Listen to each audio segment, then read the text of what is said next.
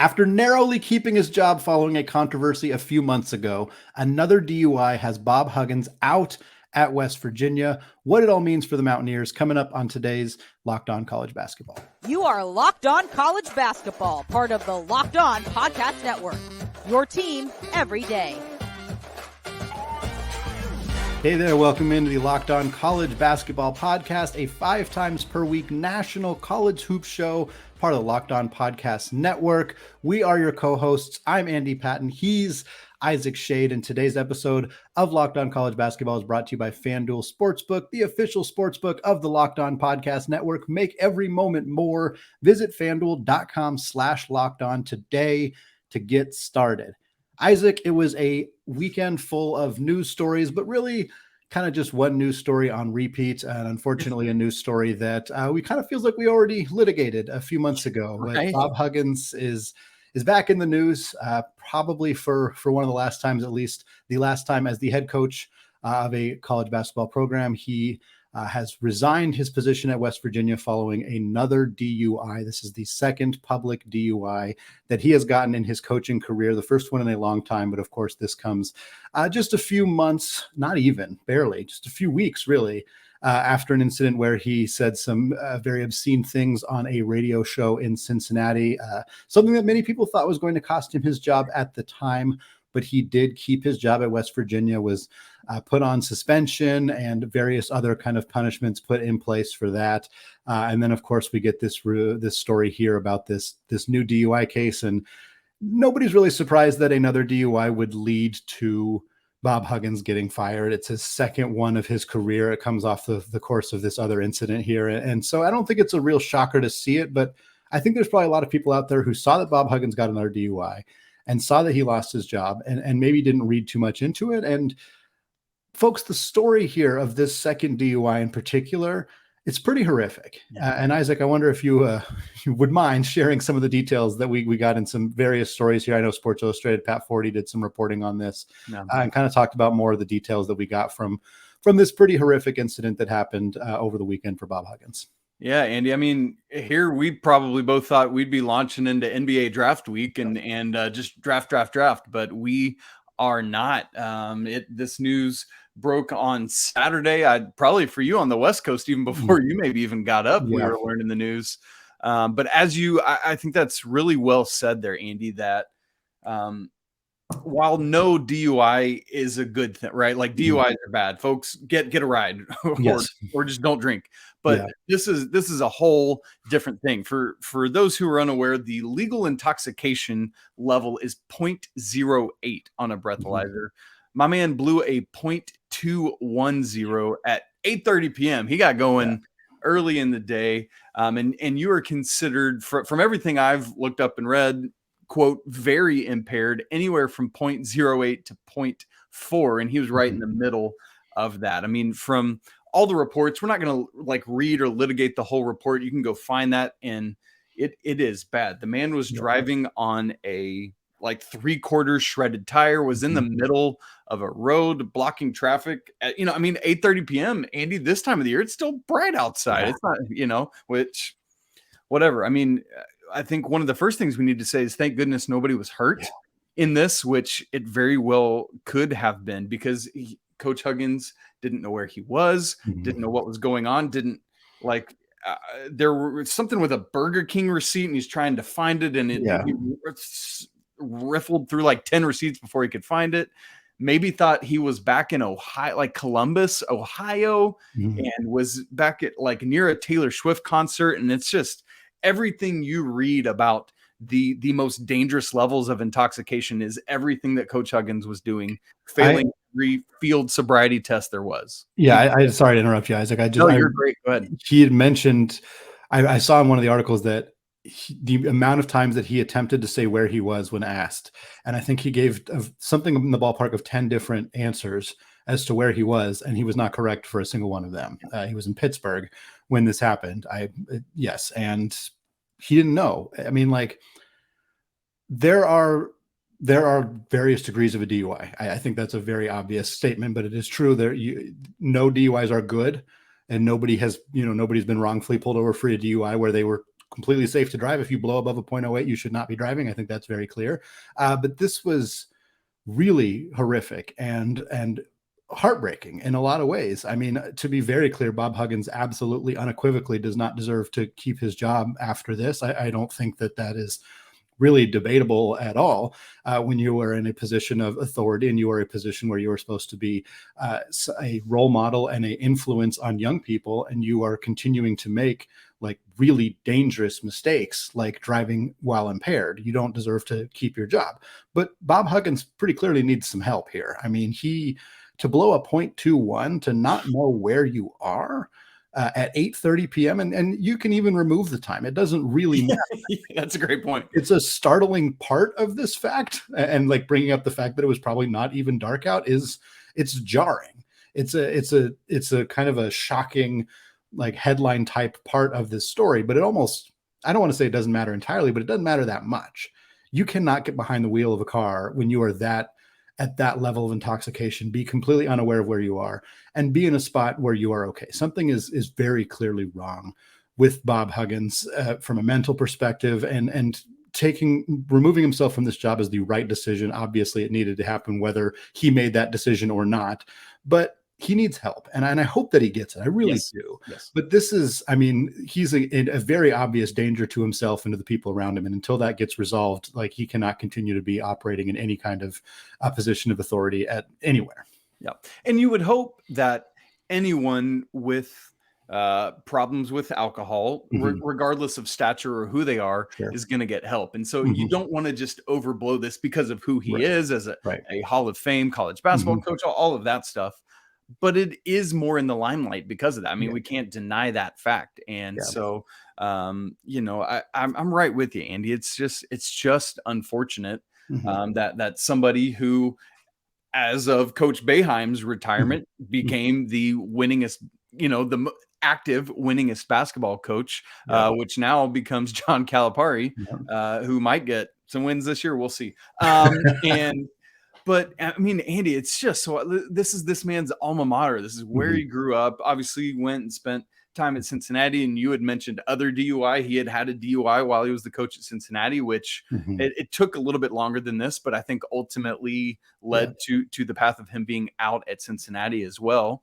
Andy, something that I've wondered a lot about this weekend is back when the incident happened back in early May with the slurs and the stuff about Catholics, and there was speculation then about like, did one of two things: either maybe he didn't know he was being recorded, or maybe there was some level of inebriation at that point. Yeah. And I didn't really know much what to make of that, but now it's like, I mean, I would not be shocked if in any way that was an issue of some level of intoxication as well when that event happened.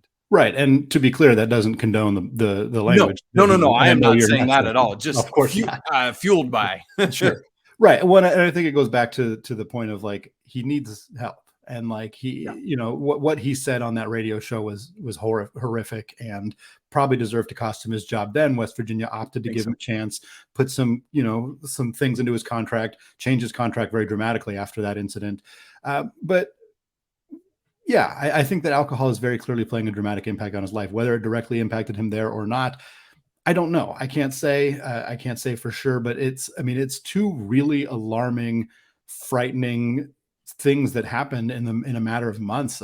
Really hate-filled language, which is just startling, especially in this day and age, to think you can get away with that, and then to have this incident. I mean, it's really, he's in a really bad spot, and I do hope that he gets some help. But again, the very obvious decision was made here, and he kind of took the decision out of West Virginia's hands, it sounds like. But there's just no place for him to continue to be in a position of authority with these two incidences coming in such close succession. He needs somebody to help him try to get back on the right track, and I don't think it ever leads to him getting back in the college ranks. I mean, especially not at his age, and I don't think that it should. But I hope that it gets him into a position where he can not continue to function like this for the rest of his life. Yeah, it's funny, Andy. Almost, I don't know if this is ironic or not. And I know not everyone is a church-going person, but this morning at my church, the sermon was about King David and a lot of the issues and mistakes he made in his life. but then how he was a person that repented, made amends for those, and then went on to do some neat things. And it was just funny. I was processing that in light of Coach Huggins, and just along with what you're saying, it's like, I hope that 5-10 years down the road from now, coach could be someone who has worked through these things along with those who love him. And maybe he could find a road to being an advocate, of somebody who's like, hey, listen, here was the road I was on. I have gone down this new path. And now I'm able to help people who were in the position that I was back in the summer of 2023. Right. I think that's what we can hope for. I'm a firm believer that no one is, that everyone is redeemable. Like that's just a personal conviction of mine. I know not everyone shares that, but I would love that to be the story here, as I would with anyone. And so we will see with that. Personally, I've only ever been around Coach Huggins once. This was at the Final Four last year, 2022. He was part of that Hall of Fame class. And at the Final Four each year, they hold a press conference kind of introducing all of those people. And he really is like physically a larger than life person. I walked right by him, said hi, congrats, coach. And he's just a it's funny, Mountaineers. He is a mountain of a man.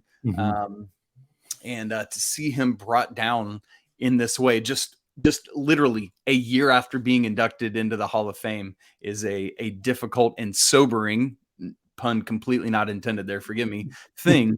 That we all need to reckon with. And so I think it's also a moment, Andy, for us to say, if you were out there listening to or watching this and this is a struggle or issue for you, we would encourage you to find help, because at any moment you could make a bad decision and it could end your life or that of somebody you know. So from Andy and I, that's just something we want to put out there in the world.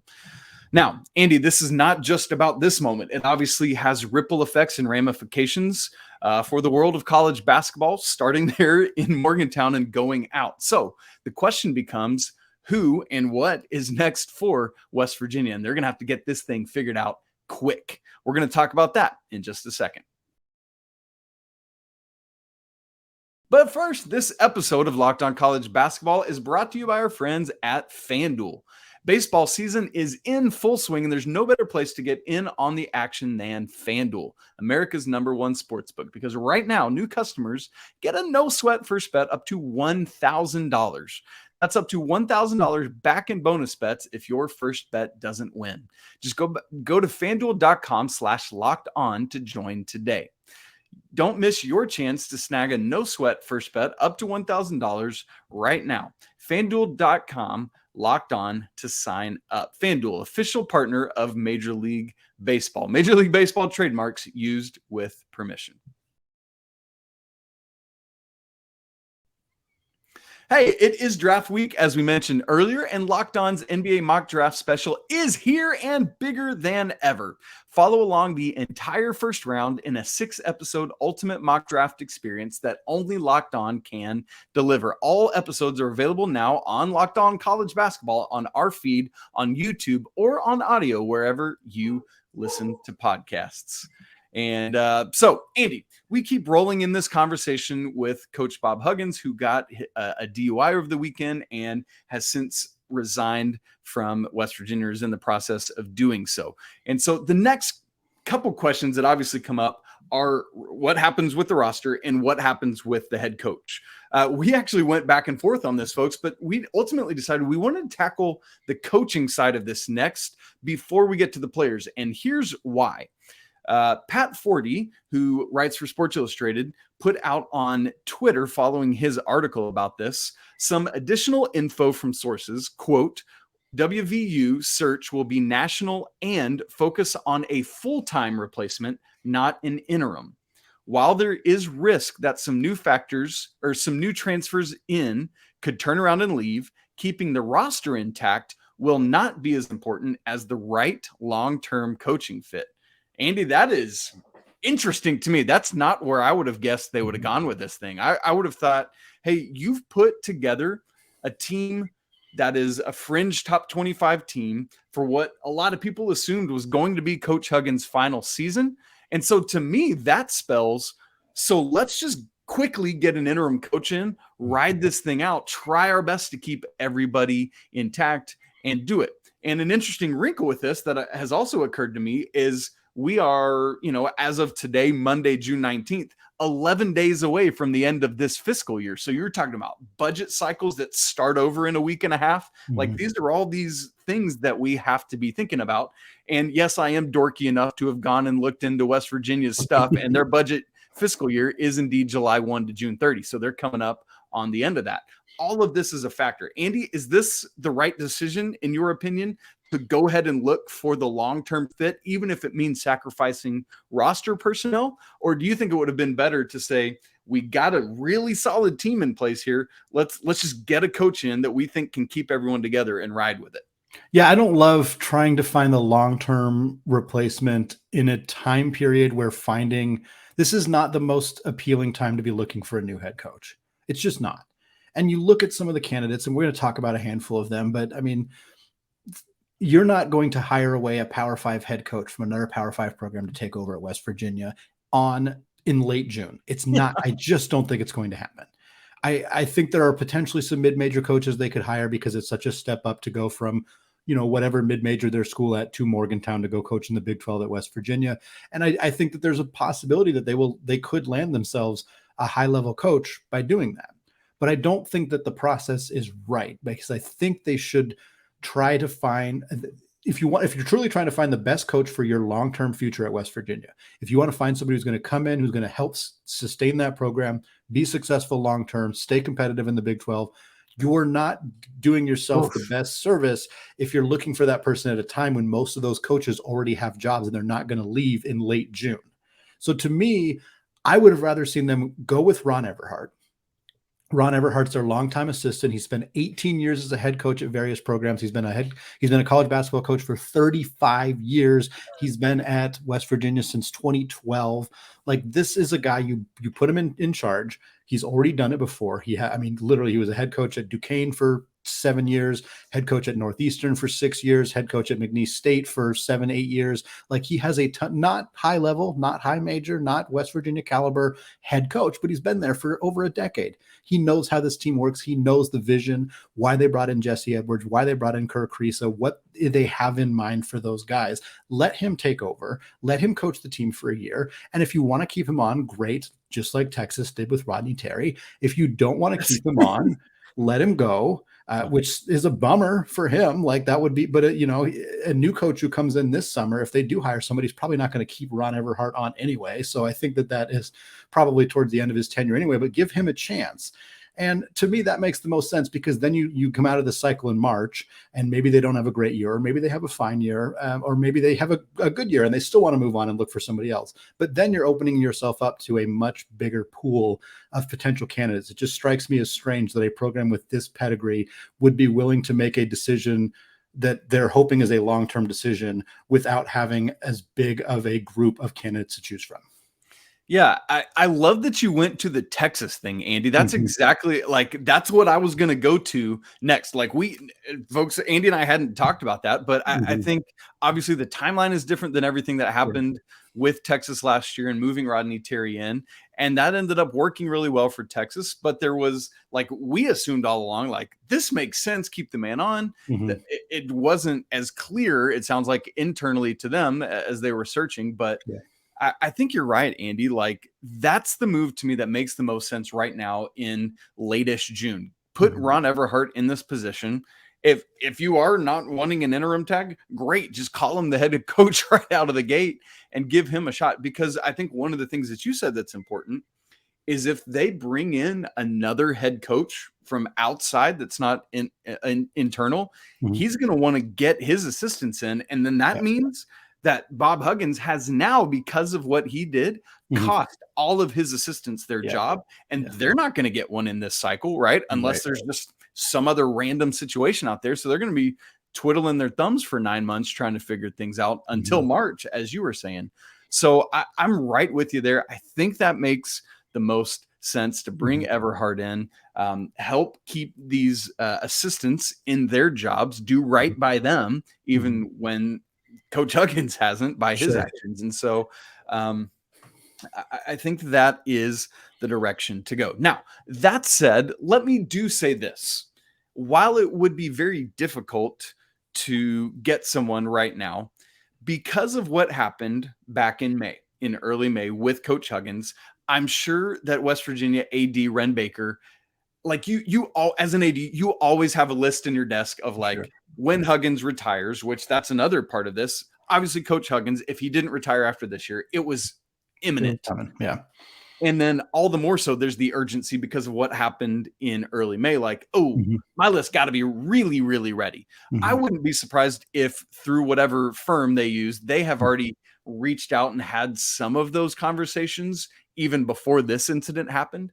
And so the only thing I could see is that maybe they already internally were like, this is who we want. Let's make that person an offer they can't refuse. We know that the coffers are deep from a financial standpoint at West Virginia, and so they could be looking at that. And so I think that is a world in which it could work for them if they've already had some of those conversations. But Andy, like thinking about this, what are some of the names? I know you've done a little bit of looking into this already that might seem to make some sense.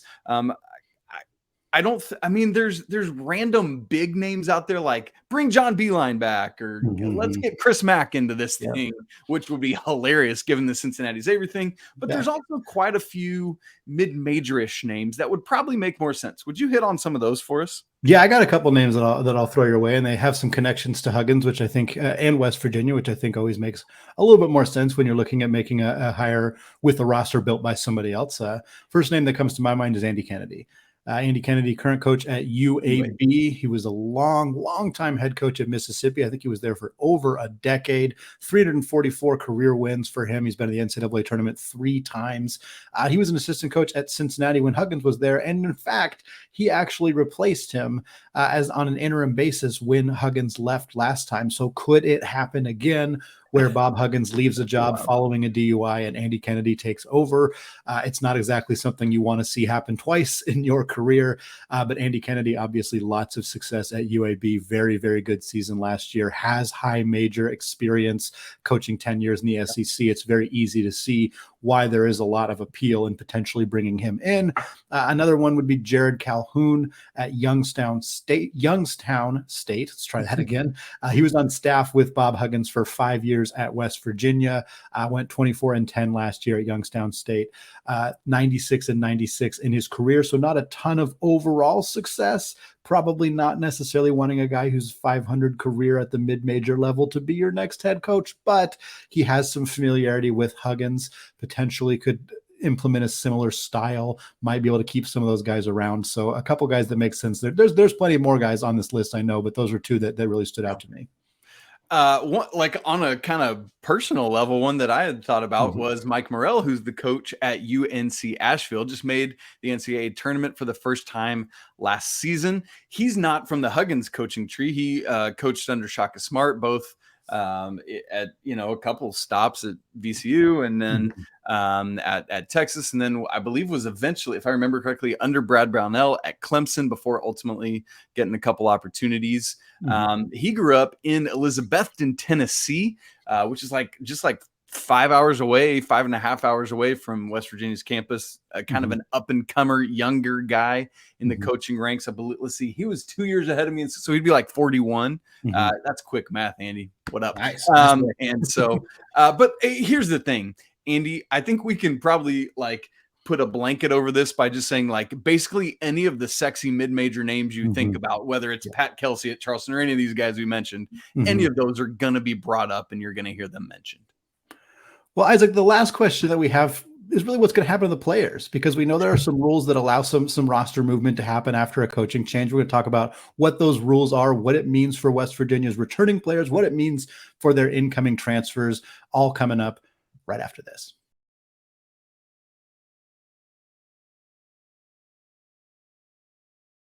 Folks, closing out today's show, still talking Bob Huggins and West Virginia following his arrest for a DUI and subsequent decision to leave the head coaching profession and end his career at West Virginia. We talked about some potential replacements they could make, since it sounds like they are looking to go the full-time route instead of adding an interim tag to somebody. But now I kind of want to look at what this means for their roster, because they had one of the best incoming transfer classes of anybody in the country. bar none, the conversation around West Virginia this offseason should be overwhelmingly positive, and one man ruined that. There is no other way to look at it. This team brought in Jesse Edwards from Syracuse, one of the top portal big men available. They brought in Kriisa out of Arizona, a bit of a polarizing but clearly talented guard coming into the program. This is a team that made really big. Raekwon Battle out of Montana State, guy who started his career at the University of Washington, very, very talented player as well. Like, this is a program that made really big strides to improve heading into next season. Now we have to wonder, are those guys going to stay? Are they going to re-enter the portal? Are the players who are currently on the roster who did not just transfer in, what is the situation that they're going to be into? Because one thing that we know is that the NCAA's new rules allow all players have been granted a 30-day window to enter the transfer portal from the day that Bob Huggins officially loses his job. I don't know whether that happened over the weekend, whether the actual formal paperwork will be filed on Monday. Regardless, basically a month from now is how long players have. Kriisa and Edwards are not bound by that. By my understanding of reading the rules and reading people's tweets, breaking down the rules, I understand it as they can enter the transfer portal at any time. They have the ability to do that because they are not two-time transfers. This was their first time transferring. That's the way that I understand it. Regardless, it sounds like pretty much every player on this roster does have the ability to potentially leave this program and go somewhere else. And Isaac, that's kind of the big question right now, is how many guys who are on West Virginia's roster right now on June 18th as we record this, how many are going to play for him in November? Andy, and this is part of why you don't know the answer to that. No, but I think this is part of why we were just saying, like, it makes more sense to just move so quickly, make a call, put Everhart in, and let him go to work trying to maintain the roster. It just makes sense. I'm also I was laughing as you talked about Kriisa, because I remember we speculated so much, like, this Bob Huggins and Kerr Kriisa makes zero sense. Yeah. And now we'll never find out how that ended up working out. But I mean, yeah, goodness, like, you've got Trey Mitchell coming back, who was a starter last year. You got Joe Toussaint, who was sixth man. You know, they're slated to be back. You mix that with these guys coming back, and any speculation I would make right now, this is going to sound like I'm hedging around your question, but legitimately, anything at this point is total speculation.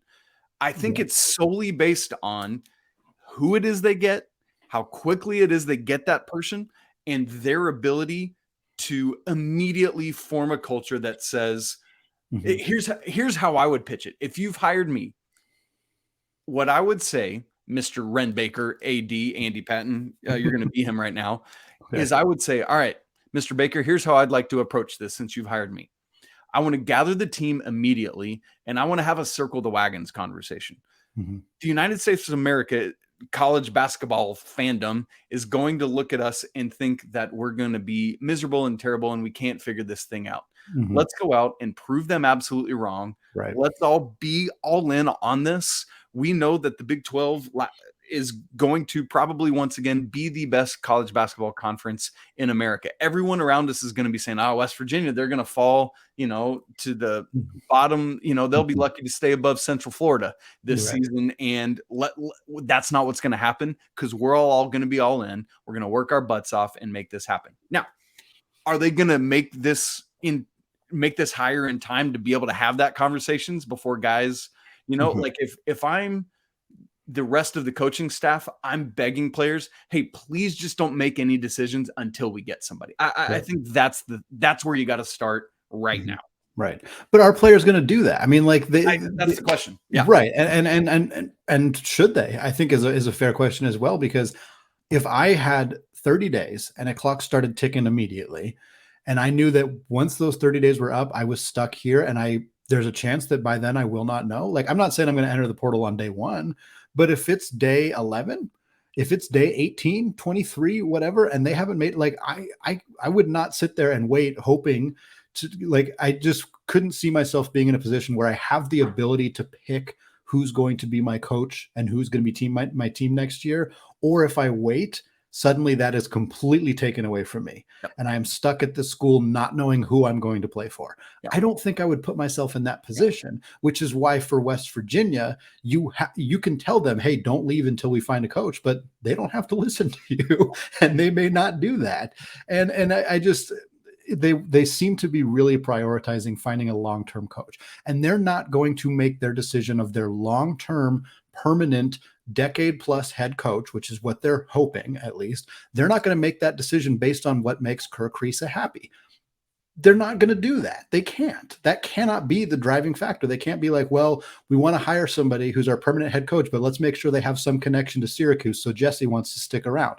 Like, that just can't be the way. And I'm not saying it's going to be, but if it's not going to be that, if they're going to make a decision based on what they think is best for this program's long-term future, if you're somebody like Edwards or Kriisa or poor Jose Perez, who left Manhattan after averaging 19 per game, transfers to West Virginia, doesn't get a waiver, even though he left for a legitimate reason with his coach getting sacked right before the season started. So now he has to sit out an entire season and is now ready to play. And now his coach loses his job again. I feel for him. I really feel for Jose Perez. But if you're somebody in that position, I just don't think you can wait around and hope that the school is going to hire a coach that you're happy with. I think you have to put your name in the portal, and you could always come back. Yep, but if you put your name in the transfer portal right now, like, you can bet that Juwan Howard and John Calipari and anybody else who is a high major program that needs some talent, they're going to come calling, and they're going to come calling with everything that they have. And if you're West Virginia and they've already basically admitted it, you have to be willing to accept that that might just be something that happens. Oh, those, like you just said, those wolves are already circling, trying to make pitches. And they should be. I think what you've just said is right. Mm-hmm. Enter the portal, take some visits, but say to the coaching staff, I'm just doing this so that I don't get stuck if I don't find the right. I'm not saying I'm out. I got to look out for me being able to play basketball at the high major level next year. And so that just makes all the sense. Right. And if you enter the portal and they hire Pat Kelsey and you think, hey, you know what, I kind of like what Pat Kelsey asked. And Pat, he'd give you a call right away, of course. And you talk to him and you think, okay, great. Then you come back. But and I think that's what West Virginia is okay with, is they'll say, look, we'll hire a guy, whether it's Kelsey or any of the other guys that we mentioned in that conversation, and they'll do their best to keep guys. And they'll, I'm hedging my bet just like you did. They'll keep some of the guys and they won't keep some of the guys. That's probably what's going to happen here. Somebody's going to leave and some guys are going to stay. And hopefully whoever comes in is just willing to accept that and can start building with what they got. But let's just pose this scenario and then we'll get out. Kentucky did not get Oscar Tshiebwe back. Mm-hmm. They did not win the Hunter Dickinson sweepstakes. Mm-hmm. And oh boy, is Jesse Edwards a really attractive big man. Mm-hmm. I'm just saying, they're gonna put seven figures out there if they can. I mean, legitimately, if they have it, they're gonna put it on Jesse Edwards. Big Blue Nation is coming for you, Jesse Edwards. You just need to be ready to know what you want to do, folks. We didn't get to say it, but a happy belated Father's Day to all of you who were celebrating yesterday. And as we said earlier, please do not drink and drive. Plan ahead. Call ahead, get an Uber, whatever you need to do. Thankfully, all crises were averted in this situation. No one was injured. But you just never know. It only takes one bad instance. Now, for you everydayers who are with us all the time, as we said, this is NBA draft week. So we're going to be diving into all sorts of NBA draft stuff, obviously from the college point of view, looking at that and having some great conversations this week. Can't wait for you to tune back in. If you would, make sure to subscribe to the show, those of you on YouTube. And if you're usually a listener, heck, go give it a subscribe on YouTube as well. Smash the like button. Comment on your thoughts on this whole West Virginia situation. We'd love to know where you're at. What should they do with their coaching search? As always, apologies to the lawyer family. Let's go West Virginia Wildcats. And until tomorrow, peace.